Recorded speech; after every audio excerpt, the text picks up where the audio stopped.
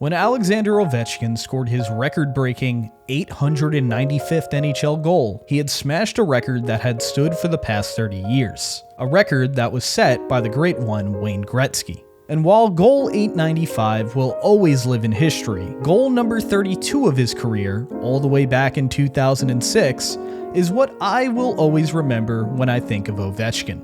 And honestly, I think it's the most important goal of his career, as this diving effort is not only the most iconic goal he has ever scored, but it launched young Ovechkin into superstardom. But it's more than the fame that this goal brought him that makes me say it was his most important. It's also about who was in the building that night when this goal happened. And one of those people was Wayne Gretzky, who was then coach of the Phoenix Coyotes, and just looking at Gretzky's face here, it's almost like at this exact moment, he knew his record was screwed. But arguably even more important than Gretzky is the kid in the stands who would become inspired by Ovechkin's highlight reel moment. And that kid was Auston Matthews. And he just so happens to be the only active NHLer with a chance to score more goals than both Gretzky and Ovechkin. And Matthews' chase for greatness started in his first NHL game in 2016, when he scored 4 goals in his NHL debut. And since that night, he has scored at a higher rate per game than both Ovechkin and Gretzky.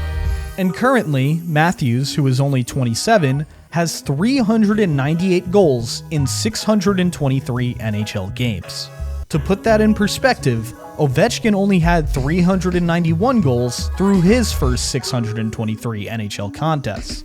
And since Ovi's 65-goal campaign in 2008, the only person to score more goals in a single season was, of course, Auston Matthews, who scored 69 just last season. Yet the biggest concern for Matthews going forward is his inability to stay healthy, having missed 71 games throughout his 9 seasons in the NHL so far. Comparatively, Ovechkin has only missed 57 games throughout his whole career, with his longest absence from the lineup being the 15 games he missed this year. Ultimately, because of Matthews' durability, Matthews' average goals a season is just 44.